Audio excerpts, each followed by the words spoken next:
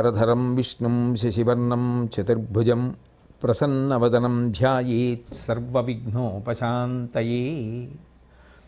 గురుర్బ్రహ్మా గురుర్విష్ణుః గురుర్దేవో మహేశ్వరః గురుః సాక్షాత్ పరం బ్రహ్మ తస్మై శ్రీగురవే నమః. వ్యాసాయ విష్ణురూపాయ వ్యాసరూపాయ విష్ణవే నమో వై బ్రహ్మనిధయే వాసిష్ఠాయ నమో నమః. కూజంతం రామ రామేతి మధురం మధురాక్షరం ఆరుహ్య కవితాశాఖాం వందే వాల్మీకికోకిలం. శృతిస్మృతిపురాణానాం ఆలయం కరుణాలయం నమామి భగవత్పాదశంకరం లోకశంకరం. వాగర్ధావివ సంపృక్తౌ వాగర్ధప్రతిపత్తయే జగతః పితరౌ వందే పార్వతీ పరమేశ్వరౌ. సూక్తిం సమగ్రయతు న స్వయమేవ లక్ష్మీః శ్రీరంగరాజమహిషీ మధురైఃకటాక్షైః. వైదగ్ధ్యవర్ణగుణగుంభనగౌరవైర్యాం కండూలకర్ణకుహరాः కవయోధయంతి. హైమోర్ధ్వపుండ్రమజహన్మకుటం సునాసం మందస్మితం మకరకుండలచారుగండం బింబాధరం బహుళదీర్ఘకృపాకటాక్షం శ్రీవేంకటేశముఖమాత్మని సన్నిధత్తాం. విమలపటీ కమలకుటీ పుస్తకరుద్రాక్షసస్తహస్తపుటీ కామాక్షీ పక్ష్మలాక్షీ కలిత విపంచీ విభాసి వైరించి. హరి ఓం. పరమేశ్వర స్వరూపైన సభకి నమస్కారం. తరువాతి నామంలో అమ్మవారిని శాంకరి అని పిలుస్తున్నారు. శంకరుని ఇల్లాలు శాంకరి. శంకరుడు అంటే శం కరోతీతి శంకర. ఎవరు శం చేస్తాడో, ఎవరు శం సమకూరుస్తాడో ఆయనని శంకరుడు అని పిలుస్తాడు. ఆ శంకరుని యొక్క ఇల్లాలు అంటే ఆ శంకరుని యొక్క శక్తి స్వరూపమైనది ఎవరో ఆమెయే శాంకరి. శం అనగా ఏమి అన్న ప్రశ్న వస్తే శం అంటే సుఖము. సుఖము అనేటటువంటిది తనంత తాను బయలుదేరి మన దగ్గరికి రాదు. ఎందుకనంటే సుఖం అనేటటువంటిది ఒక మనోభావన. మనసుకి అది గొప్ప హర్షాన్ని మోదాన్ని ఇచ్చిందనుకోండి సుఖం. అది మనసుకి బాధని కల్పించిందనుకోండి దుఃఖం. అది మనోభావం అయినప్పుడు ఆ భావము తనంత తాను పరిగెత్తుకొచ్చి మనసుని ఆశ్రయించదు. అటువంటి భావన కలగడానికి కల్పించడానికి కొంతమంది వ్యక్తుల యొక్క సహకారం అవసరం అవుతుంది. ఆయా వ్యక్తుల యొక్క స్పర్శ చేత, స్పర్శ అంటే వారితోటి కూడిక చేత, కొన్ని వస్తువులను పొందినటువంటి కారణం చేత మనసు సుఖానుభూతిని పొందుతుంది. తండ్రి గారు వచ్చి మాట్లాడుతున్నారనుకోండి, ఒక పెద్ద సేద తీరిన భావన. తల్లి వచ్చి మాట్లాడుతోంది అనుకోండి, ఒక గొప్ప ఊరట. గురువుగారు వచ్చి మాట్లాడుతున్నారనుకోండి, గొప్ప సంతోషం, ఆనందం. పరబ్రహ్మమే వచ్చి మనతో మాట్లాడుతున్న భావన ఉంటుంది. అట్లాగే అన్నదమ్ములు, అక్క చెల్లెళ్ళు, భార్య, వీళ్ళందరూ మాట్లాడుతుంటే ఒక సుఖం. స్నేహితులు మాట్లాడుతున్నారనుకోండి, ఒక సుఖం. ఇట్లా మనసుకి సుఖం కలగడం అనేటటువంటిది తనంత తానుగా వచ్చి కలుగుతూ ఉండడం అనేది చాలా చాలా తక్కువ. సర్వసాధారణంగా మనసు సుఖమన్న అనుభూతి పొందాలి అంటే ఎవరో ఒకరు ఆ సుఖమును కల్పించేవారు ఉండాలి. ఆ సుఖమును కల్పించేవారు ఉంటే కదా మనసు సుఖాన్ని, సుఖానుభూతిని పొంది సంతోషించడం. అది లేనప్పుడు ఎట్లా సాధ్యం అవుతుంది? నాకు పాయసాన్నం తింటే సంతోషం అనుకోండి. పాయసాన్నం ఉంటే కదూ, పాయసాన్నం ఉండాలి. పాయసాన్నం నేను నాలుక మీద వేసుకోవాలి, నేను దాన్ని నవలాలి, మింగాలి. అక్కడ పాయసాన్నం, ఇక్కడ నేను ఉన్నామనుకోండి, నోరూరుతుందేమో కానీ సుఖభావన కలుగుతుందా? కలగదు. ఆ పాయసాన్నం నాలుక మీదకు వచ్చినప్పుడే సుఖమన్న అనుభూతి కలుగుతుంది. అంటే ఎవరో ఈ సుఖములను తెచ్చి ఇవ్వడానికి ఉండాలి. ఒక వయసులో అసలు ఈ సుఖమనేటటువంటి భావన పొందడానికి ఇవి మన దగ్గర ఉండాలి, ఇవి ఉండకూడదు అని నిర్ణయించుకోగలిగినటువంటి పరిణితి కూడా ఉండదు. అప్పటి నుంచి ఎప్పటికీ కూడా తమంత తామే తెలుసుకొని అయ్యో వాడికి ఇది ఉండాలి, వాడికి ఇది ఉండాలి, వాడికి ఇది ఉండాలి, వాడికి ఇది లేకపోతే వాడికి ఎలా సుఖం కలుగుతుంది, ఎలా సంతోషం కలుగుతుంది అని తాపత్రయపడేవారు ఉంటారే, వారిది ప్రేమ అని పిలుస్తారు. అంటే అందులో ఇక ఏ విధమైనటువంటి స్వార్థం ఉండదు. నేను ఇది చేస్తే నాకు ఈ ప్రతిఫలం వస్తుంది అని లేదు. కేవలం అవతలవారు సంతోషాన్ని పొందాలి, అవతలవారు ఉత్సాహపడాలి, వాళ్ళు ప్రమోదాన్ని పొందాలి, హర్షాన్ని పొందాలి. ఆ తాపత్రయంతో సుఖమును కల్పిస్తారు. అందులో అట్లా కల్పించగలిగినటువంటి వాళ్ళని శాస్త్రం ఇద్దరిని చెప్పింది. ఒకటి తండ్రి, రెండు తల్లి. లేదు మాతృదేవో భవ అన్నప్పుడు ముందు తల్లి తర్వాత తండ్రి. సుఖమును కల్పించగలిగినటువంటి వాడు ఎవరో ఆయన తండ్రి. తల్లి కూడా శైశవ దశలో కాపాడుతుంది. కానీ పిల్లవాడు పెరిగి పెద్దవాడు అవుతున్నప్పుడు ఆ పిల్లవాడి అభ్యున్నతి కోసం అపార త్యాగం ఎవరి వైపు నుంచి ఉంటుంది అంటే తండ్రి వైపు నుంచి ఉంటుంది. అది గుర్తించి శాస్త్రం అంది, నిజానికి లోకమంతటినీ తన పిల్లలుగా భావించి ఈ సుఖములను ఉత్పత్తి చేసినవాడు శంభువు. శంభువు అంటే సుఖములను ఉత్పత్తి చేసినవాడు. శంభావయతీతి ఇది శంభువు. అటువంటి శంభుమూర్తి ఏం చేశాడంటే సుఖములను తెచ్చి ఇవ్వడం కోసం, అందించడం కోసం శంకర స్వరూపాన్ని పొంది ఆ శంకరుడు ప్రతి ఇంట తండ్రి రూపంలో వచ్చాడు. అందుకే అష్టమానువాకం రుద్రాధ్యాయంలో అంత శక్తివంతమైంది. నమ సోమాయ చ రుద్రాయ చ నమస్తామ్రాయ చ అరుణాయ చ నమ శంగాయ చ పశుపతయే చ నమ ఉగ్రాయ చ భీమాయ చ నమో అగ్రే వధాయ చ దూరే వధాయ చ నమో హంత్రే చ హనీయసే చ నమో వృక్షేభ్యో నమస్తారాయ నమ శంభవే చ మయోభవే చ నమ శంకరాయ చ మయస్కరాయ చ నమ శివాయ చ శివతరాయ చ అంది. అందులో నమ శంకరాయ చ అని ప్రయోగించారు. నమ శంకరాయ చ అంటే లోకములకన్నింటికీ సుఖాన్ని కల్పించేటటువంటి శంకరుడేనా ఇంకెవరైనానా? ఆ శంకరుడు ఇంకొక రూపంలో కూడా ఉంటాడా అన్నది చర్చ. ఆ శంకరుడే ప్రతి ఇంటా తండ్రి రూపంలో ఉంటాడు. బిడ్డలకు తండ్రి శంకరుడే. అందుకే ఆయనకు చేసిన నమస్కారం శంకరుడికి చేసిన నమస్కారమే. ఆ తండ్రి విశేషమైనటువంటి ఆర్తితో ఉంటాడు. కొడుకు సుఖపడాలి, కొడుకు సుఖపడాలి, కొడుకు సుఖపడాలి. ఎప్పుడు అదే ఆలోచన. ఆ కొడుకు ఎలా సుఖపడతాడు? నేను కష్టపడ్డాను, వాడు పడకూడదు. ఆశ్చర్యం ఏమిటంటే తండ్రికి సంతోషం ఎక్కడంటే కొడుకు పడిన సుఖాన్ని చూసి అసూయ పడడం. తండ్రి ఏమంటాడంటే నేను ఈ కష్టాన్ని పొందాను, వాడు ఆ కష్టం పొందకుండా చూశాను, వాడికి ఆ కష్టం తెలియదు, చాలు అంటాడు. నేను కష్టపడ్డాను, వాడు సుఖపడుతున్నాడు, నన్ను మాత్రం వాడు సుఖపెట్టట్లేదు అనడం. నాకు ఆ సుఖంలో భాగం కావాలి అని అడగడం. నేను కష్టపడ్డాను, వాడు పడకుండా హాయిగా ఉన్నాడు, నాకు చాలు అంటాడు. అందుకే పితృహృదయం అంత గొప్పది అన్నారు. అటువంటి తండ్రి వంటి వాడు ఇక లోకంలో ఉండడు. శ్రీరామాయణంలో అయోధ్యకాండలో దశరథ మహారాజు గారు శ్రీరామచంద్ర ప్రభువుకి యువరాజ్య పట్టాభిషేకం చేయాలని సంకల్పం చేశాడు. సంకల్పం చేసి ప్రజలందరినీ పిలిచి చైత్ర శ్రీమాన్ ఇయం మాసః పుణ్యః పుష్పితకాననః యవ్వరాజ్యాయ రామస్య సర్వం మే ఉపకల్ప్యతాం అన్నాడు. ఇది చైత్రమాసం, వనములన్నీ పుష్పించి ఉంటాయి, వసంత ఋతువు, ప్రకృతి శోభస్కరంగా ఉంటుంది. కాబట్టి ఇటువంటి అనుకూలమైన వాతావరణంలో నేను రాముణ్ణి యువరాజుగా పట్టాభిషిక్తుణ్ణి చేద్దాం అనుకుంటున్నాను, మీ అభిప్రాయం ఏమిటని అడిగాడు.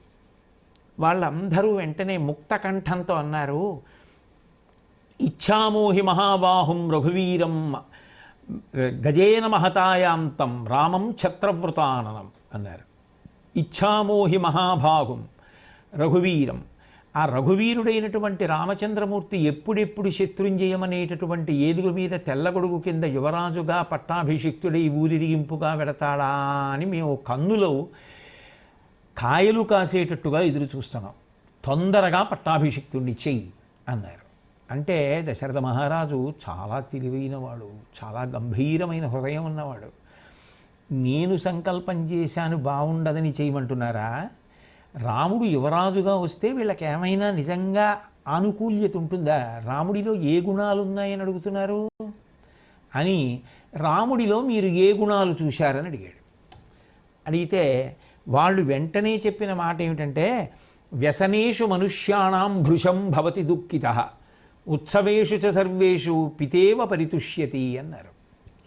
అది రామచంద్రమూర్తి యొక్క లక్షణం.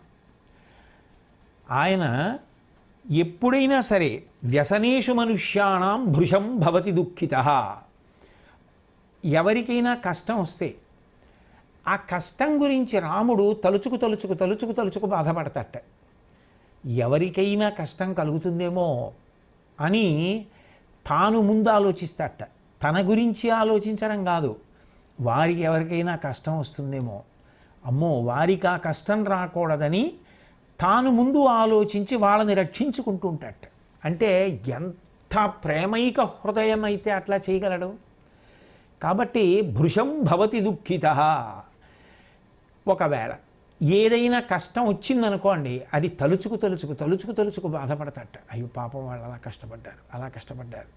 చిన్నప్పుడు ఎప్పుడో పిల్లవాడు బాగా జ్వరం వచ్చి అసలు పిల్లవాడు దక్కడా అనుకున్న స్థితిలో జ్వరం తగ్గి ఆ పిల్లవాడు మళ్ళీ ఆరోగ్యంతో ఉన్నాడు అనుకోండి, ఓ 25 సంవత్సరాల తర్వాత పిల్లవాడు పసివాడిగా ఉన్నప్పుడు పక్కింట్లో ఉన్నావిడ మళ్ళీ ఎక్కడో ఏదో ప్రవచన సభలో కనపడి మీరు ఫలానా కదా అంటే అవును ఫలానా అని చెప్పి ఇద్దరూ కలుసుకుని, అప్పుడు మన ఇద్దరం పక్క ఇళ్లల్లో ఉండి మాట్లాడుకుంటున్నప్పుడు మీ పిల్లవాడు ఒకడు పాకుతూ వెళ్ళి నూతిలో పడిపోతే తీశారే, లేకపోతే ఆ పిల్లాడికి బాగా జ్వరం వస్తే ఆ జ్వరం తగ్గిందే పిల్లాడు, ఆ పిల్లవాడు ఇప్పుడు ఎలా ఉన్నాడు అని అడిగితే, ఆ తల్లి వాడికి ఇప్పుడు 25 ఏళ్ళు వచ్చి శుభ్రంగా ఉన్నాడమ్మా, 6 అడుగుల ఎత్తునున్నాడు, పెద్ద అధికారి, ఇప్పుడు చాలా పటాటోపం, మహాప్రేమైకమూర్తి, వాడి దగ్గర ఉండడానికే వచ్చాను ఈ ఊరు, నన్ను కళ్ళల్లో పెట్టుకు చూసుకుంటాడు వాళ్ళ నాన్నగారిని అని అన్నీ చెప్పి, ఆ రోజు నిజంగా వాడికి అంత గండం తప్పింది కానీ అని ఇప్పుడు కళ్ళంబట నీళ్లు పెట్టుకుంటుంది. 25 ఏళ్ల క్రితం వాడికి జ్వరం వస్తే ఇప్పుడు ఎందుకు ఏడవడం? ఆ 25 ఏళ్ల క్రితం వచ్చిన జ్వరం పోయిందిగా. అంటే 25 ఏళ్ల క్రితం వాడికి జ్వరం వచ్చి ఉంటాడో ఉండడో అన్నంత శంక కలిగింది. అది గుర్తొస్తే ఇప్పుడు కూడా ఏడుస్తుంది. వాడికి చెప్తే అట్లాగా అని వాడు మరిచిపోయి శుభ్రంగా వాడి పనిలో వాడు ఉంటాడు. వాడు మరిచిపోతాడు, తల్లి మరిచిపోదు. తల్లి ఇప్పటికే కళ్ళబడి నీళ్ళెట్టుకుని కళ్ళొత్తుకుంటుంది. భృశం భవతి దుఃఖిత. రాముడికి ఉన్న గొప్పతనం ఏమిటో తెలుసా దశరథ మహారాజా? తల్లి ఎలా ఎప్పుడో వచ్చిన కష్టం గురించి పిల్లల గురించి ఆలోచించి ఇప్పుడు కన్నీరు పెట్టుకుంటుందో, అట్లా మాకేదైనా కష్టం వస్తుందేమోనని ముందే ఊహించి తాను అడ్డుపడిపోతాడు. ఒకవేళ మాకేదైనా చిన్న కష్టం వస్తే అయ్యో వాళ్ళకి ఆ కష్టం వచ్చిందే, వాళ్ళు ఇబ్బంది పడ్డారే అని తలుచుకు బాధపడతాడు. అంతటి ఆర్ద్ర హృదయం ఉన్నవాడు. అంతేకాదు, ఉత్సవేషు చ సర్వేషు పితేవ పరితుష్యతి. ఇక్కడ శంకరాయ చ ఉత్సవేషు చ సర్వేషు. ఆ కొడుకు పెరిగి పెద్దవాడయ్యాడు, అక్కడ చాలా దూర ప్రదేశంలో ఉన్నాడు, మంచి రోహిణీ కార్తె. వాడు ఉత్తరం రాశాడు, నాన్నగారు నేను పదోన్నతి పొందాను, ఇప్పుడు సంస్థకంతటికీ నేనే పెద్ద అధికారిని, నాకు విశేషమైనటువంటి జీతం వస్తోంది, నేను ఇప్పుడు ఒక పెద్ద మేడ ఒకటి ఇక్కడ కొనుక్కున్నాను, రేపటి రోజున ఆ భవనం నాది కాబోతోంది, డబ్బు ఇచ్చేసి నా పేరు మీద వ్రాయించుకుంటున్నాను, మీకు ఒక్క మాట చెప్దామని ఉత్తరం రాశాను నాన్నగారు అని చెప్పి ఉత్తరం రాశాడు. ఈ రోహిణీ కార్తెలో ఈయన ఆ ఉత్తరం పట్టుకుని అంత ఎండలో ఎదురింటికి వెళ్ళి పక్కింటికి వెళ్ళి మా అబ్బాయి పెద్ద భవంతి కొనుక్కున్నట్టండి అని అందరికీ చెప్పి సంతోషపడిపోతాడు. ఈ పెద్ద ఆయన అంత కష్టపడి ఉద్యోగం చేసి పదవీ విరమణ చేసిన తర్వాత వచ్చినటువంటి డబ్బులన్నీ కొడుక్కు పెట్టి కొడుకు వృద్ధిలోకి వస్తే తాను మాత్రం ఆ డబ్బులతోటే భార్యతోటి గుట్టుగా చక్కగా సంసారం చేసుకుంటూ చిన్న ఇంట్లో ఉన్నాడు. నా శ్రమ నా శక్తి అంతా వాడికి పెట్టా, వాడు ఇవాళంత వృద్ధిలోకి వచ్చాడు అని తనని తీసుకెళ్ళలేదని కానీ, తననేదో ఏ వాహనం ఎక్కించలేదని కానీ, తనని ఏదో తీసుకెళ్ళి శీతలహర్మ్యాలలో ఉంచలేదని కానీ అనుకోడు. వాడు సంతోషంగా ఉన్నాడు చాలు. తాను పొంగిపోతాడు. కొడుకు సంతోషిస్తే ఆ సంతోషంలో భాగం తండ్రికి అక్కర్లేదు. కొడుకు ఉన్నతి పొందితే అందులో భాగం తండ్రికి అక్కర్లేదు. కొడుకుకి సంపద కలిగితే అందులో నాకు ఇమ్మని తండ్రి అడగడు. కొడుకు సంతోషంగా ఉన్నాడు, తండ్రి సంతోషపడిపోతాడు తప్ప నాకు ఇది కావాలని అడగడు. సుఖమును కల్పించడం తెలిసేమో కానీ తండ్రికి సుఖాన్ని కల్పించకుండా నిలబడడం మాత్రం తండ్రికి చేత కాదు. ఎందుకని అంటే అది శంకర స్వరూపం కనుక అంది వేదం. నమఃశంకరాయ చ మయస్కరాయ చ. ఐహికమైనటువంటి సుఖాలనన్నింటినీ తండ్రి ఇస్తే ఆత్మజ్ఞానాన్ని మహాత్యాగమూర్తి అయి గురువిస్తాడు. అందుకని ఆయన మయస్కరాయ చ. అటువంటివన్నీ శివుడే ఉన్నాడు, ఆయన ఎవరో కాదు, శంకరుడే ఆయా రూపాలలో వస్తున్నాడు అని అయినప్పుడు అటువంటి శివుడు శంకరుడై శంకరోతీతి శంకర సుఖములను బిడ్డకి చేకూరుస్తున్నాడు. అది ఎక్కడ నుంచి ఎక్కడ వరకు అని అడిగారు. అడిగితే అదే రాముడు అయోధ్యకాండలో రాజ్యాన్ని పరిత్యాగం చేసి తండ్రిని సత్యమునందు నిలబెట్టడం కోసం అరణ్యవాసానికి వెళ్ళిపోతే వశిష్ఠాది మహర్షులు భరతుడు మొదలైన వారు వచ్చి నువ్వు ఎవరికి మాట ఇచ్చావో ఆ దశరథుడు పరలోకగతుడు అయిపోయాడు, కాబట్టి నువ్వు మళ్ళీ వెనక్కి వచ్చేసి రాజ్యాన్ని తీసుకోమని చెప్తే ఆయన తల్లి తండ్రి చేసేటటువంటి ఉపకారం, వాళ్ళు ఇచ్చేటటువంటి సుఖములకు అసలు ప్రత్యుపకారం చేయగలమా? కృతజ్ఞత చెప్పడం సాధ్యం అవుతుందా? ఎట్లా చెప్తావు వాళ్ళు చేసే ఉపకారానికి? అటువంటి తండ్రి బ్రతికుండగా మాట ఇచ్చాడు, అది నేను నిలబెట్టాలి. ఇప్పుడు ఆయన లేరు కదా అని నేను వెనక్కి ఎలా వస్తాను అంటూ తండ్రి యొక్క గొప్పతనాన్ని తల్లి యొక్క గొప్పతనాన్ని చెప్తాడు. నా సుప్రతికరం తత్తు మాతా పిత్రాచ యత్కృతం అంటాడు. లోకంలో ఎవరికైనా ప్రత్యుపకారం చేయగలవు. నువ్వు ఒక ఉపకారాన్ని పొందితే తిరిగి వారికి ప్రత్యుపకారం చెయ్యొచ్చు. ఈ లోకంలో ప్రత్యుపకారము తిరిగి మనం చెయ్యడం సాధ్యం కాని వాళ్ళెవరు అంటే రాముడు అంటాడు, అది కేవలం తల్లి తండ్రి వాళ్ళకి చేయడం సాధ్యం కాదు. ఎందుకని సాధ్యం కాదు? మలమూత్రంబులతో మహాభయముతో మాతృస్తనాపేక్షతో చలమూర్ఖత్వముతో సదాభ్రమతతో చాంచల్య చిత్తంబుతో బరువైనట్టి కపజ్వరగ్రహ మహా బాల్యాది రోగాలతో మంచం మీద పడుంటే మలమూత్రాల్ని విసర్జించేస్తే కపము వాతము పెరిగితే జ్వరం వస్తే ఈగలు వాలుతుంటే అందులో కొట్టుకుంటుంటే ఆ పిల్లవాడికి పాలిచ్చి పెంచి పెద్ద చేసి శుభ్రతని చేకూర్చి వాడికి బట్ట కప్పి జోలపాడి ఊయల ఊపి నిద్రపుచ్చినటువంటి అమ్మ రుణం తీర్చుకుంటావా? ఇవన్నీ చేసిన నాన్నగారి రుణం తీర్చుకుంటావా? ఎట్లా తీర్చుకుంటావు వాళ్ళ రుణం? సాధ్యమయ్యే పనే అంటూ ఒక మాట అంటాడు, స్వాపనోచ్ఛాదనేనచ.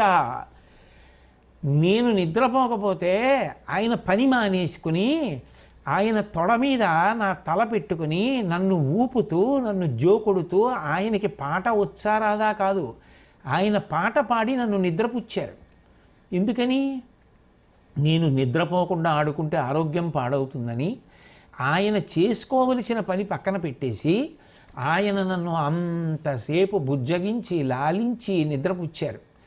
అంత కష్టపడి అన్ని రోజులు అన్ని పూటల ఒళ్ళో పడుకోబెట్టుకుని జోకొట్టు నిద్రపుచ్చిందే అమ్మ నాన్న, వాళ్ళకి నేను ఏమిచ్చి రుణం తీర్చుకోను?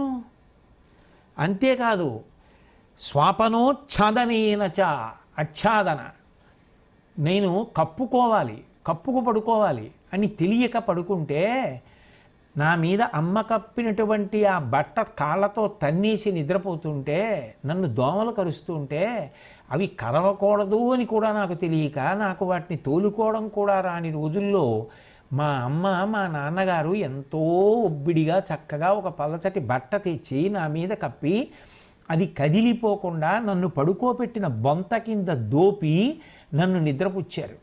దోమలు కుట్టకుండా గొడుగు పెట్టారు. వాళ్ళకి ఏమి ఇచ్చి రుణం తీర్చుకోను? సాధ్యమా? అసలు ఉన్నానంటే వాళ్ళ వల్లే ఉన్నాను. వాళ్ళ రుణం తీర్చుకోవడం ఏమిటి అసలు? ఆయన శంకరుడు, అందుకు నన్ను నిద్రపుచ్చారు, అందుకు ఆయన జోలపాడారు, అందుకు ఆయన నాకు దోమలు కుట్టకూడదని తాపత్రయపడ్డారు. నా బుగ్గ మీద ఎర్రపడితే ఆయనకి కత్తి ఘాటు పడినట్టు బాధపడ్డారు. అయ్యో దోమ కుట్టిందా, దోమ కుట్టిందా అని. అన్ని సుఖములను అది సుఖమని నాకు తెలియని రోజుల్లో కల్పించారు ఆయన. అందుకు ఆయన శంకరుడు. ఏమి రాముడండి, అందుకు కదూ వేదోపబ్రహ్మణమైంది. ఏం మాట్లాడతాడండి మహానుభావుడు. కాబట్టి స్వాపనోచ్ఛాదనేన చ ప్రియవాదేన, నేను మంకుతనానికి పోతే, మూర్ఖత్వానికి పోతే, ప్రతిదానికి పట్టుపట్టి గట్టిగా ఏడుస్తుంటే అస్తమానం నన్ను కొట్టగలరా? అందుకని కొట్టకుండా నన్ను బుజ్జగించి లాలించి ఎత్తుకుని అది చూపించి ఇది చూపించి అలా ఏడవకని చెప్పి నన్ను లాలించి, ఇంట్లో మామగారు ఏదో చదువుకుంటున్నారు లేకపోతే పూజ చేసుకుంటున్నారు, ఎక్కడ దెబ్బలాడతారో నన్ను వీధిలోకి తీసుకెళ్ళి ఆ కుక్కను చూపించి ఆ పిల్లిని చూపించి నాతో ప్రియంగా, వాళ్ళకి తలకాయ నొప్పిగా ఉందో నిద్ర వస్తుందో నాకు ఏం తెలుసు, ఏడవడం ఒకటే వచ్చు. ఆ ఏడుస్తుంటే నన్ను అంత లాలించి బుజ్జగించి ప్రేమించి మాట్లాడాలంటే ఎంత ప్రేమ ఉండాలి, నేను సుఖంగా ఉండాలి, నా మీద ఎవరు విసుక్కోకూడదు అని నన్ను అంత ప్రేమగా నాతో మాట్లాడారే, నాకు కథలు చెప్పారే, పాఠాలు చెప్పారే, నేను వృద్ధిలోకి రావాలని ఆశీర్వచనం చేశారే. ప్రియవాదేన, అసలు ఆ వయసులో నాకేమీ తెలియదని తెలిసి కూడా నాతో అంత ప్రియంగా ఎవరు మాట్లాడతారు? ఎవరికి అవసరం నా దగ్గరికి వచ్చి మాట్లాడడానికి? అట్లాగనే అమ్మా నాన్న వదిలేస్తారా? తీసుకుని దగ్గరికి తెచ్చుకుని కూర్చోబెట్టుకుని వారానికి ఒక రోజో 2 రోజులో సెలవులు ఉంటే ఆ తండ్రి ఎక్కడికి వెళ్లకుండా ఆ పిల్లలతోటి ఎంత సంతోషంగానో వాళ్ళకి కబుర్లు చెప్తూ కథలు చెప్తూ ఆడుకుంటూ పాడుకుంటూ వాళ్ళతో గడిపేస్తున్నాడే. ప్రియవాదేన సంవర్ధనేన చ, నన్ను పెంచి పెద్ద చేసేటప్పుడు నాకు ఎప్పుడు ఏ సంస్కారం అందాలో ఆ సంస్కారాన్ని అందిస్తూ గురువుల దగ్గరికి తీసుకెళ్ళి వాళ్ళకి నమస్కారం పెట్టి వాళ్ళ దగ్గర నన్ను చేర్చి నాకు మంచి మాటలు చెప్పించి విద్యాబుద్ధులు గరపి నన్ను సంస్కారవంతుణ్ణి చేసి నేను 10 మందిలో కీర్తి తెచ్చుకుంటే, పెద్ద ఉద్యోగంలోకి వెడితే నన్ను చూసి పొంగిపోయి నా నుంచి ఏమీ కోరని తండ్రికి నేనేమి ఇచ్చి రుణం తీర్చుకోను? సంవర్ధనేన చ, అటువంటి తండ్రి ఎందుకు చేస్తున్నాడు అలా? నేను తండ్రిని అనేటప్పటికే అట్లా చెయ్యాలి అన్న భావన సహజంగా ఎందుకు వచ్చేసింది అంటే, నమశంకరాయ చ, తండ్రి అంటే త్యాగం. తనకిష్టమైంది కూడా వదిలేసి కొడుకు సుఖపడాలి, కొడుకు సంతోషపడాలి. నిజానికి కొడుకుని సంతోషపెట్టడానికి ఆయన చేస్తున్నది ఆయనకి సంతోషకరమైంది కాదు, ఆయనకి సంతోషకరమైంది వేరే ఉంది. కానీ ఆయన అది వదిలేసి కొడుకుని సంతోషపెడతాడు. ఎందుకని అంటే వాడు సంతోషంగా ఉండాలి. ప్రతి దానిలో త్యాగమే. వాడు సుఖపడాలి. సుఖములను తెచ్చి ఇచ్చినవాడు మొదట ఎవరు? తండ్రి. ఇన్ని అనంతం. ఆ తర్వాతే మిగిలిన వాళ్ళందరూ ఇచ్చినవి. తండ్రిలా తల్లిలా ఇచ్చిన వాళ్ళు మాత్రమే ఎవరు ఉంటారు. కాబట్టి అటువంటి తల్లి, అటువంటి తండ్రి, ఆయనకి ఆ భావన ఎందుకు వచ్చింది? ఆఖరి ఊపిరి వదిలిపెట్టేసేటటువంటి సమయంలో కూడా నేను ఈ అర్ధరాత్రి సమయంలో రాత్రి 1 గంట 2 అవుతోంది, ఇప్పుడు ఊపిరి అందట్లేదు అని చెప్పేసి గడబిడ చేస్తే వాడు బాగా అలసిపోయి రాత్రి 10కో 11కో వచ్చి పడుకున్నాడు. 3 రోజుల నుంచి ఎడతెరిపి లేకుండా పనిచేస్తున్నాడు. ఇప్పుడు నన్ను మళ్ళీ ఏ వైద్యశాలకో తీసుకెళ్ళి సెలవు లేదు, ఎక్కడ ఇబ్బంది పడిపోతాడో అని చెప్పకుండా లేచి కాసిని మంచినీళ్లు తాగి ప్రాణోత్క్రమణం అయిపోతుంటే కొడుకుని లేపి తొడ మీద తలపెట్టుకుని ప్రాణం వదిలేయడానికి సిద్ధపడేటటువంటి తండ్రి యొక్క ఔన్నత్యానికి ఎవరు నమస్కరించి రుణం తీర్చుకోగలరు? సాధ్యమా? అది సాధ్యం కాదు. అందుకంటాడు రాముడు, గురుశ్చ రాజాచ పితాచ వృద్ధః క్రోధాత్ ప్రహర్ష్యాద్యది వాపి కామాత్ యద్యాదిశేత్ కార్యమవేక్ష్య ధర్మం కస్తన్న కుర్యాదనృశంస వృత్తి. లోకంలో తండ్రి ఏ భావనతోనైనా చెప్పి ఉండవచ్చుగాక, ఎందుకంటే ఆయన కొడుకుని బాధ పెట్టే పని చేయనే చేయడు. గురుశ్చ, పూజనీయుడు లోకంలో ఎవరు అంటే తండ్రి. గురువు అంటే ఉపదేశం చేసినది అనే కాదు, గురువు అంటే పూజనీయుడు అని ఒక అర్థం. అందుకే గురు శబ్దం వేస్తారు పెద్దల యందు. పూజనీయుడు ఆయన, పూజార్హత కలిగినవాడు, గౌరవనీయుడు అని. అటువంటి గురుశ్చ రాజాచ పితాచ వృద్ధ ఆయన నాకు పూజనీయుడు, దశరథ మహారాజు గారు. మించి రాజు, ఆ పైన నాకు తండ్రి, వృద్ధుడు. 4 గుణాలు చెప్పాడు తండ్రికి. ఒకటి ఆయన గురుశ్చ పూజనీయుడు, 2 రాజు, 3 తండ్రి, 4 వృద్ధుడు. అటువంటి వాడు క్రోధాత్ ప్రహర్ష్యాద్యదివాపి కామాత్, ఆయన చాలా కోపంతోనైనా చెప్పుండొచ్చు, లేదా ప్రహర్ష సంతోషంతో చెప్పుండొచ్చు, అలా వెళ్ళరా అని, ఏదో నాకు ఉపకారం జరుగుతుంది అనుకున్నారేమో చెప్పుండొచ్చు. కాదు, పోని వాపి కామాత్, ఏదో కోరిక ఆయన మనసులో ఉండి అలా చెప్పుండొచ్చు. ఎలా చెప్పినా ఆయన శంకరుడు, ఆయన తండ్రి, ఆయన చెప్పింది చేయడం నా ధర్మం. ఇద్యాదిశేత్త కార్యమవేక్ష్య ధర్మం, ఆయన చెప్పింది చేయడం ఏదందో అదే ధర్మం అంతే, ఎందుకంటే ఆయనే శంకరుడు కనుక.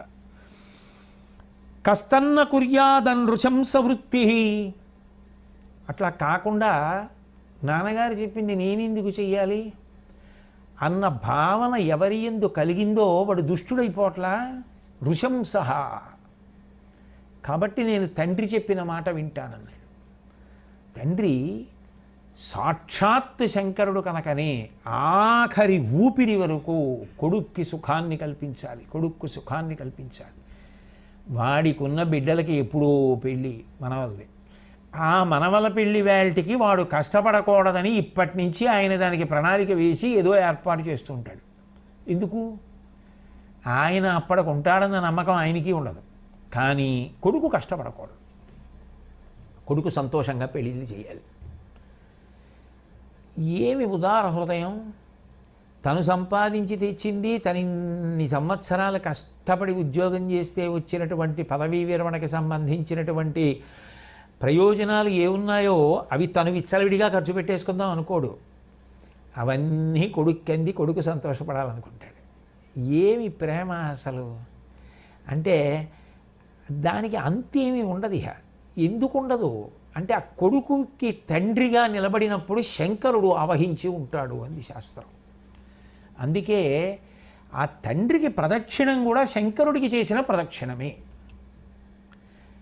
తండ్రి కేవలము సుఖము ఇక్కడ మాత్రమే ఇచ్చేవాడు కాదు. తండ్రి గారికి ఓ ప్రదక్షిణం చేశారనుకోండి మీరు, అది సాక్షాత్ కైలాస శంకరుడికి చేసిన ప్రదక్షిణమే. ఆ ప్రదక్షిణ పుణ్యం ఏం చేస్తుంది? మీకు ఇక్కడి సుఖాలే కాదు, ఐహిక ఆముష్మిక సుఖము అంటే పరలోకమును చేరడానికి, ఉన్నతలోకములు చేరడానికి కావలసినటువంటి పుణ్యమును సముపార్జించి పెడుతోంది. తండ్రికి చేసిన సేవ, తండ్రి చుట్టూ తిరగడం, తండ్రికి ప్రదక్షిణం, తండ్రికి నమస్కారం, తండ్రి గారిని గౌరవించడం, ఇవన్నీ గొప్ప పుణ్యహేతువులు. అలాగే తల్లి విశేష పుణ్యాన్ని ఇచ్చేస్తుంది.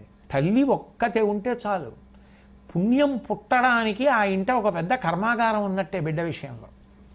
ఎందుకని అంటే ఆ తల్లి ఏం చేస్తుంది? భూప్రదక్షిణ శక్యేణ కాశీయాత్రాయుతేన చ సేతుస్నాన శతైర్యచ్చ తత్ఫలం మాతృవందనే.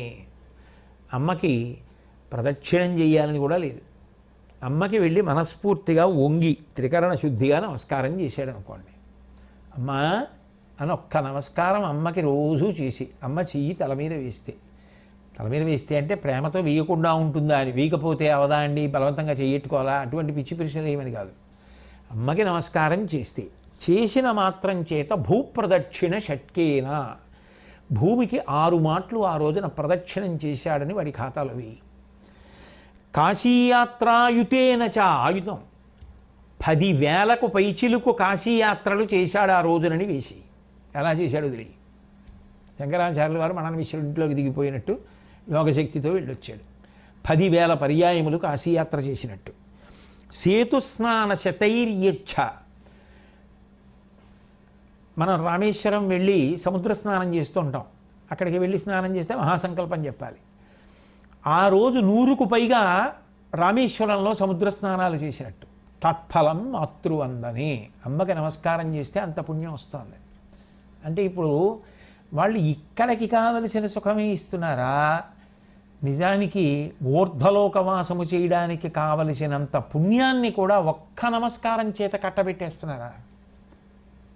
అంటే నిజానికి తల్లి తండ్రి ఉన్నటువంటి బిడ్డ ఎవరు ఉంటాడో, అథవా తండ్రి కానీ తల్లి కానీ ఉన్న బిడ్డ ఎవరో, వాళ్ళు పుణ్యాన్ని మూట కట్టుకోవడంలో కూడా గొప్ప అదృష్టవంతులు. అది లేనివాడికి ఎన్ని తెలిస్తే మాత్రం, ఎన్ని శ్లోకాలు తెలిస్తే మాత్రం పరదేవతకి ప్రదక్షిణం చేయాలి. పార్వతీ పరమేశ్వరుల మూర్తిని చూసుకుని అక్కడ ప్రదక్షిణం చేయాలి తప్పించి ఇంట్లో ఉన్న అమ్మకి ఇంట్లో ఉన్న నాన్నగారికి ప్రదక్షిణం చేసుకునేంత అదృష్టం ఎక్కడొస్తుంది? ఉన్నవాడికి విలువ తెలియదు, లేనివాడికి బాధ తీరదు. అదో విచిత్ర పోకడ లోకంలో. కాబట్టి అందున విశేషం ఏమిటంటే, తండ్రి గారి యొక్క రుణాన్ని తీర్చుకోవడానికి ఒక యాగం ఉంది, సౌత్రామణి అని. ఆ యాగం చేస్తే పితృరుణం తీరిపోతుంది. తల్లి రుణం తీర్చుకోవడానికి శాస్త్రంలో అసలు ఏ విధమైనటువంటి కర్మలు లేవు. మాతృరుణం తీరదు. పీఠాధిపతులు కూడా తండ్రి గారు వస్తే పూర్వాశ్రమంలో తండ్రి గారు కాబట్టి లేచి నిలబడరు. ఆయన కొడుక్కి ఇప్పుడు పీఠాధిపత్యంలో సన్యాసాశ్రమంలో ఉన్నాడు కాబట్టి నమస్కారం చేస్తూ వెళ్ళిపోతారు. అదే పూర్వాశ్రమం తల్లిగారు వచ్చారనుకోండి, లేచి నిలబడాలి, నమస్కారం చేయాలి. మహాజ్ఞాని, జీవన్ముక్తులు, భగవాన్ రమణులంతటి వారు వాళ్ళ తల్లిగారికి మోక్షం ఇచ్చి అళగమ్మ గారిని తీసుకెళ్ళి శివలింగ ప్రతిష్ఠ చేసి సమాధి మీద ఆలయ నిర్మాణం చేశారు. చంద్రశేఖరేంద్ర సరస్వతి మహాస్వామి నడిచే దేవుడిని కీర్తి పొందారు. ఆఖరణ బ్రహ్మీభూతులు అయిపోయే ముందు ఒక్కసారి అమ్మగారి చిత్రవు వంక చూశారు మహాలక్ష్మి అమ్మగారు. శరీరం ఇచ్చింది ఈ తల్లి, శరీరం రాకుండా జ్ఞానం ఇచ్చిన వారు గురువుగారిని కలవై వంక తిరిగి నమస్కారం చేసి శరీరాన్ని వదిలిపెట్టేశారు, బ్రహ్మీభూతులైపోయారు. మహాత్ములందరూ కూడా తల్లిని అంత గౌరవించారు. అమ్మ సాక్షాత్తు దైవం, తండ్రి సాక్షాత్తు దైవం. ఒక్కొక్క తండ్రి యొక్క ప్రవర్తన ఆ కొడుకుకి మాత్రమే చెందేదిగా కాకుండా లోకంలో మిగిలిన వారికి కూడా పాఠం చెప్పేటటువంటి రీతిలో మిగిలిపోతాయి. అంత అద్భుతమైనటువంటి రీతిలో ప్రవర్తించిన వారు ఉన్నారు. మహానుభావుడు లాల్ బహదూర్ శాస్త్రి గారు భారతదేశానికి ప్రధానమంత్రి అయ్యారు.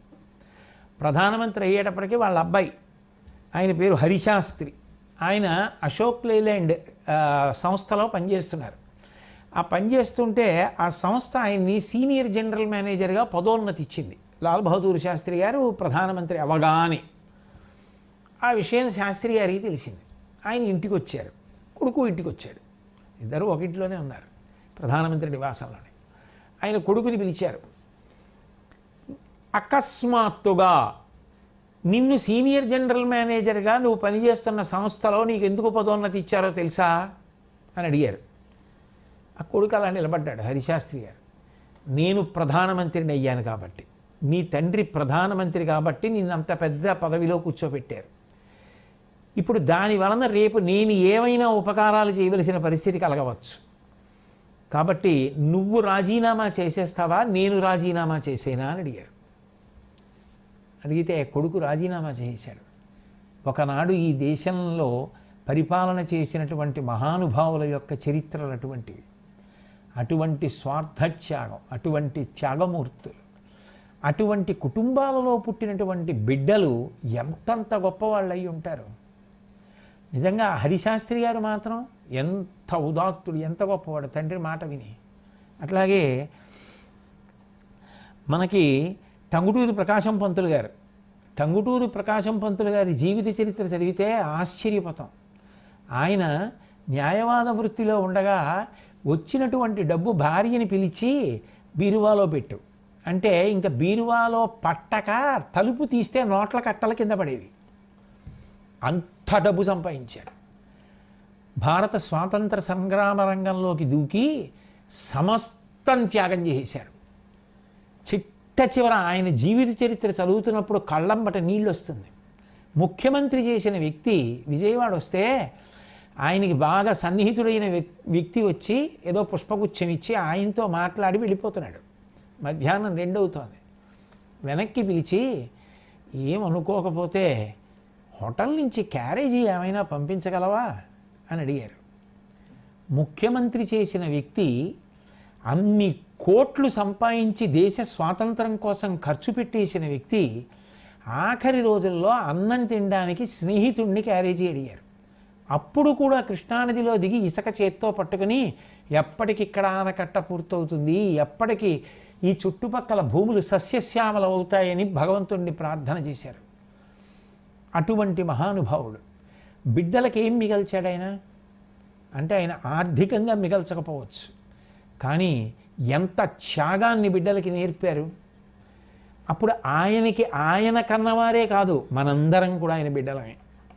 ఆయన నుంచి ఎంత నేర్చుకోవలసి ఉంటుంది. లాల్ బహదూర్ శాస్త్రి గారి గురించి ప్రతి ఇంట్లో ఉన్న పిల్లలమే ఎంత నేర్చుకోవలసి ఉంటుంది.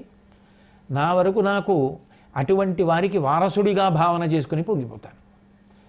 అట్లాగే వావిలాల గోపాలకృష్ణయ్య గారు ఒకసారి ఆయన తిరుపతి వచ్చారు, నేను తిరుపతి వెళ్ళాను. నేను తిరుమలలో కాటేజ్ కోసం అని చెప్పి లైన్లో నించుని ఉన్నాను, ఆయన కూడా లైన్లో నించుని ఉన్నారు. ఈయన్ని ఎక్కడో చూశానే అనుకుంటున్నాను. ఖద్దర్ పంచె కట్టుకుని ఖద్దర్ లాల్చి వేసుకుని ఖద్దర్ సంచి పట్టుకుని ఉన్నారు. ఆయన నా వెనకాతలే లైన్లో వచ్చి సంతకం పెట్టి రూమ్ తీసుకుని డిపాజిట్ కట్టారు. ఎక్కడి నుంచో ఒక అతను పరిగెత్తుకొచ్చి ఆయన ఎవరో తెలుసా అన్నాడు. ఆ తాళం చెవులు ఇచ్చే వ్యక్తి, ఆ రూమ్ అలాట్ చేసే వ్యక్తి చూసి ఎవరైనా అన్నాడు. ఆయన వావిలాల గోపాలకృష్ణయ్య గారు రా అన్నాడు. ఆయన హడిలిపోయి లేచి నమస్కారం పెడితే, అదేమిటండి అలా వచ్చారు లైన్లో అన్నాడు. నేను కూడా తెల్లబోయి అలాగే చూస్తుండిపోయాను. ఇప్పుడు గుర్తొచ్చింది నేను వావిలాల గోపాలకృష్ణయ్య గారని. ఆయన ఒకప్పుడు శాసనసభ్యుడిగా ఉండే సభకి వెళ్ళారు.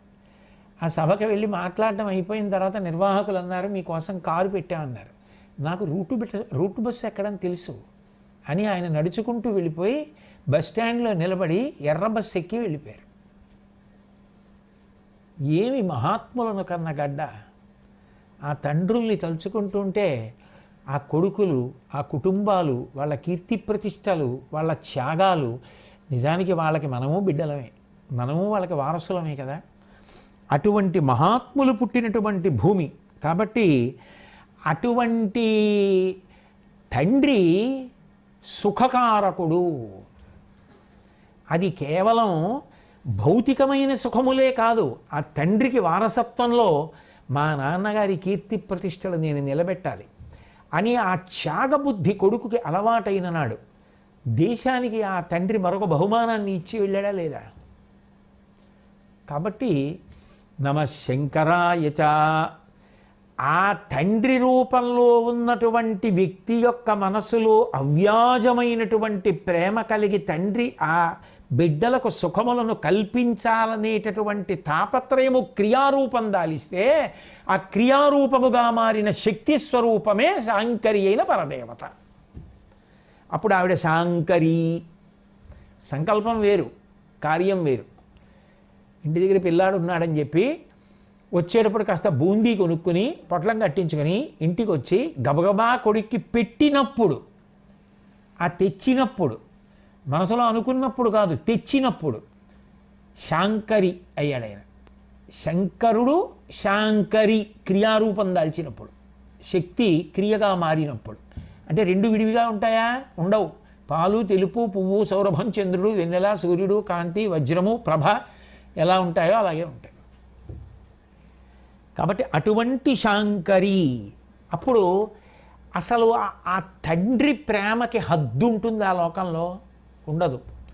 నేను ఒకప్పుడు ధర్మసోపానములు అన్న శీర్షికతో విశాఖపట్నం గురజాడ కళాక్షేత్రంలో ప్రవచనాలు చేస్తుంటే ఆ నిర్వాహకులు ఏం చేశారంటే, చుట్టుపక్కల ఉన్న పాఠశాలలన్నింటిలో మీకు ఏది నచ్చితే అది, మాతృదేవో భవ, పితృదేవో భవ, ఆచార్యదేవో భవ, అతిథి దేవో భవ, ఈ 4 మీద మీరు వ్యాసాలు రాయొచ్చు అని పిల్లలకి ఇచ్చారు. అవి కొన్ని వేల మంది పిల్లలు రాశారు. రోజు సాయంకాలం అయ్యేప్పటికీ పెద్ద తిరణాల కింద వస్తుండేవారు జనం. ఆ గురజాల కళాక్షేత్రం సరిపోయేది కాదు. అది విని, అంటే అది నా గొప్ప కాదు, ఋషుల గొప్ప, అటువంటి మంచి మాటలు చెప్పి అది ఇంకా బాగా నేను అందించగలిగితే, లేదా అసలు నేను మాట్లాడితేనే అంతమంది వింటే, ఇంకా సమర్థత కలిగిన వాళ్ళు మాట్లాడితే వినడానికి ఈ దేశంలో ఎంతమంది సిద్ధంగా ఉన్నారో అనిపిస్తుంది. అంటే మాట్లాడలేదని కాదు, నేను ప్రజల యొక్క సంస్కృతి, వారి మంచితనానికి చెప్తున్నాను. ఆ వ్యాస పరీక్ష నిర్వహించినప్పుడు ఆఖరణ ఒక్క 15 పత్రాలు మాత్రం ఉంచి అవన్నీ నాకు పంపించారు. ఇందులో ప్రథమ బహుమతి, ద్వితీయ బహుమతి, తృతీయ బహుమతి మీరు నిర్ణయించండి అని పంపించారు. నేను ఆ పేపర్లు పరిశీలించేటప్పుడు నాకు ఒక అనుమానం వచ్చింది. ఈ పేరు నేను ముందు చదివితే అది మా అబ్బాయి పేరో, మా అమ్మాయి పేరో, మా నాన్నగారి పేరో, మా అమ్మగారి పేరో, మా గురువుగారి పేరో ఇట్లాంటివి అయితే కొంచెం పక్షపాతం వస్తుందేమో, పొద్దున్నే ఈ పేపర్కి తక్కువ వేయడం ఏమిటని చెప్పి ఓ మార్క్ ఎక్కువ వేస్తానేమో అని భయం వేసి పేరు చూసేవాడిని కాదు. పేరు చూడకుండా దిద్దేసిన తర్వాత ప్రథమ బహుమతి ఒక ఆడపిల్లకు వచ్చింది. ఈ పిల్ల ఎవరు అని చూశారు. ఆ పిల్ల ఒక మహమ్మదీయురాలు.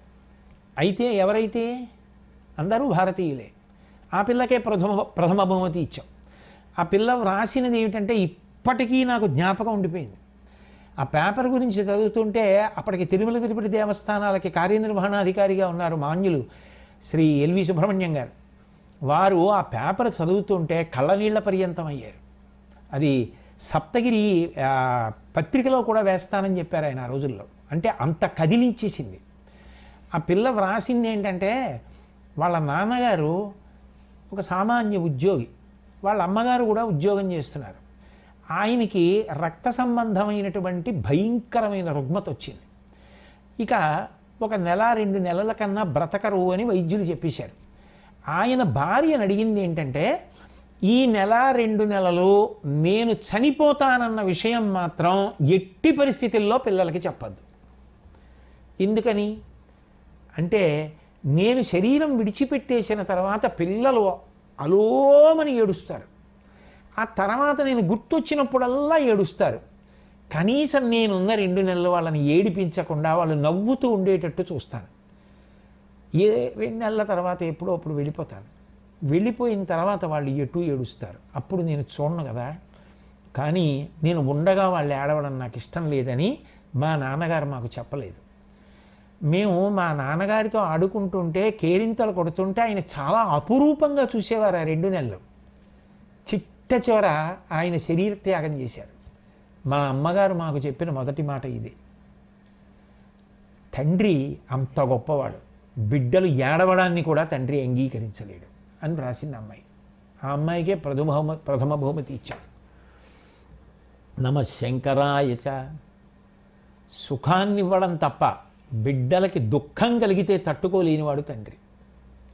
కాబట్టి ఆ తండ్రి యందు ఆ సుఖపెట్టాలనేటటువంటి తాపత్రయం క్రియారూపం దాల్చేటట్టు చేస్తున్నది లోపల ఉన్న శక్తి స్వరూపమైన అమ్మవారు శాంకరి. కాబట్టి సమస్త సుఖములకు కారణమైంది ఆ తల్లి. సుఖములను కల్పించింది. అంటే తనంత తానుగా రాదుగా, ఎవరో కల్పించాలి సుఖాన్ని. కల్పించకుండా సుఖం ఎలా వస్తుంది? అందుకని శాంకరీ స్వరూపమై బిడ్డలను సంతోషపెడుతోంది. అట్లాగే ఆ తరువాతి నామంలో, ఈ నామాలు అనంతములు, ఎంతసేపు చెప్పినా వాటికి అంత్య ఎలా వస్తుంది అసలు? అదొక పరవశధార అంతే. కానీ ఎక్కడో అక్కడ ఇవాళ ఆ నామం అయిపోయింది అనిపించుకోవాలి కాబట్టి ఆపడం అంతే. మంగళాశాసనపరై మదాచార్య పురోగమై సర్వైశ్చ పూర్వైరాచార్యై సత్కృతాయాస్తు మంగళం. మంగళం కోసలేంద్రాయ మహనీయ గుణాత్మనే చక్రవర్తి తనూజాయ సర్వభౌమాయ మంగళం. ఉమాకాంతాజ కాంతాజ కామితార్థప్రదాయినే శ్రీగిరీశాయ దేవాయ మలినాథాయ మంగళం. సర్వం శ్రీ ఉమామహేశ్వర పరబ్రహ్మార్పణమస్తు. స్వస్తి.